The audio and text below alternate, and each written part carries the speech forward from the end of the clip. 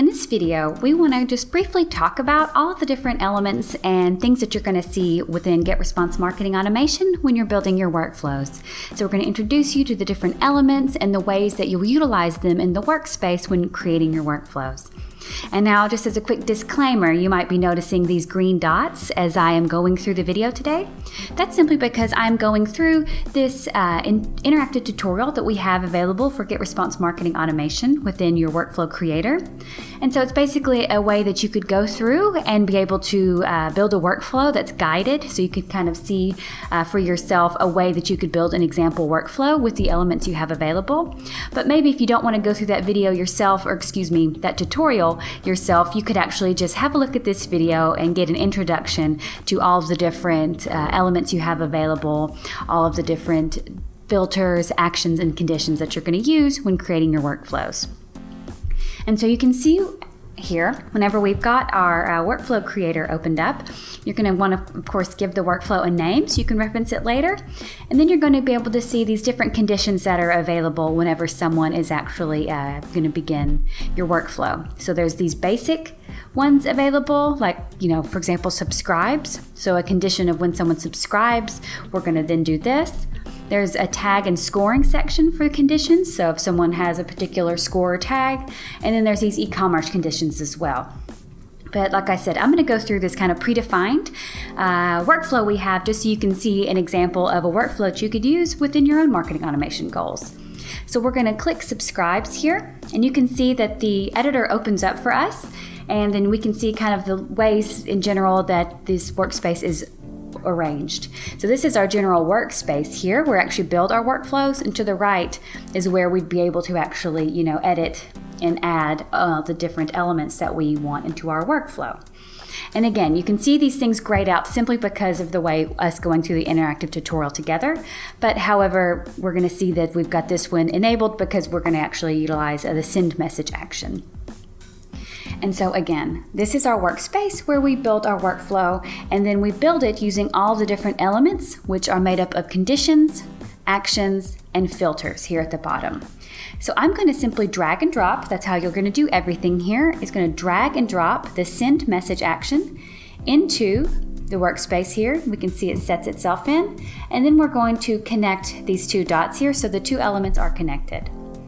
And so we just simply connect a dot, and you can see it becomes highlighted in color, and it's ready to, start functioning for us.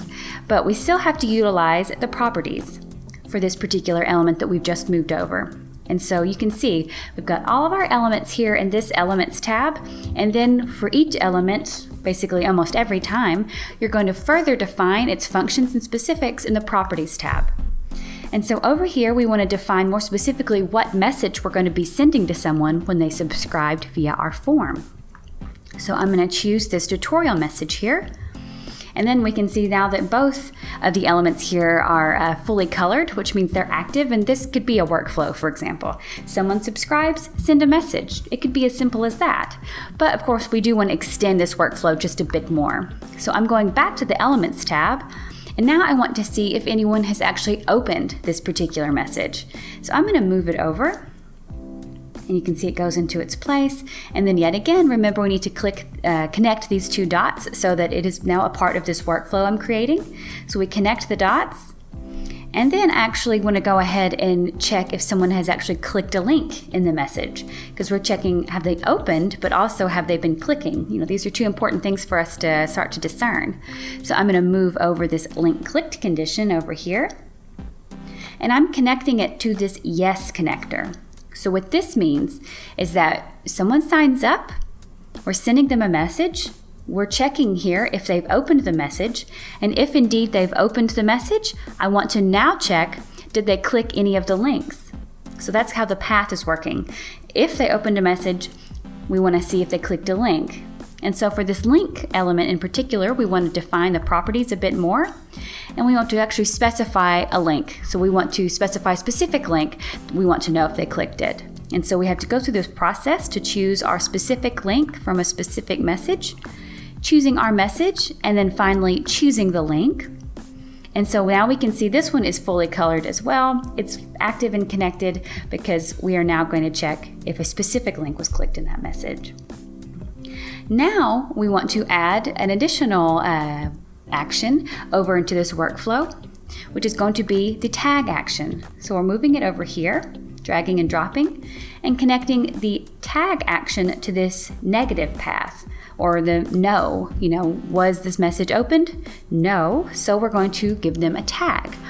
And so when we're doing that, we've moved over this tag action. We want to go over to properties and select the tag.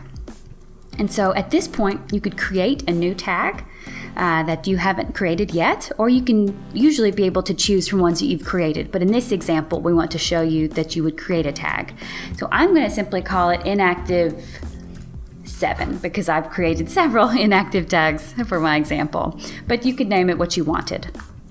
And so we'll add it, and now you can see it's active now. If they did not open this message, assign the tag of inactive 7 to their subscriber profile. Now moving back over to elements, because we've got even more we want to build to this workflow, we want to use this scoring action. So this is a really cool one as well. We could begin to actually score subscriber engagement and behavior, which would really help you, see really who some of your loyal, engaged customers, maybe which ones are kind of lagging behind, and create some strategies like that. But we're going to move over the scoring action over here, dragging and dropping, and yet again connecting it to the positive path, or the yes condition, basically, if someone did click that link. So the specific link we specified up here, if someone clicked the link, if they did indeed click it, we want to give them a score. So we need to go back to properties and add points. So it's up to you how you set up your own scoring system. You need to define for yourself how much opens are worth to you, clicks, different subscriber behaviors and actions that they could take. What is it worth to you? 10 points, 100 points? So you'll set up your own scoring system if this is a way that you want to start valuing your customers or subscribers in some way. I'll say 100 points. And so if someone clicks this link, we're going to give them 100 scoring points. And now we're going back over to the tag action again, because for those who did not click that specific link in our message, we want to give them their own tag. So I'm going to connect them again and go back to properties and be able to select from the tags that I already have created. So for example, we could choose an additional inactive contact, or maybe not engaged, or a tag. So we could choose any of the tags that we wanted that are already created here. And now I'm going to go back to the elements and utilize another action here called wait. So this is fairly straightforward, hopefully by its name, but this is an action that we're moving over here, and we are going to wait some amount of time before we do something else. It's a good idea to, put some time, put some gaps in between particular maybe actions and conditions that you do, so everything is not just, immediate and you're blasting subscribers with all of these workflow messages immediately. You can space it out a bit, give it some time. And so we moved over the wait action, but we need to go over to properties and define how long we should wait. So let's simply say, in this case, we want to wait 2 days. And so we could do this here.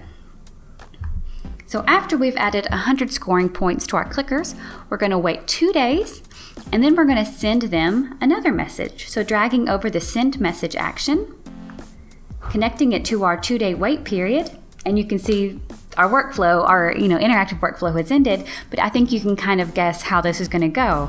So we're waiting 2 days, and then we're going to send them maybe some specific message, maybe some kind of discount or exclusive offer or download based on them being, an engaged, valuable subscriber of ours that has 100 scoring points.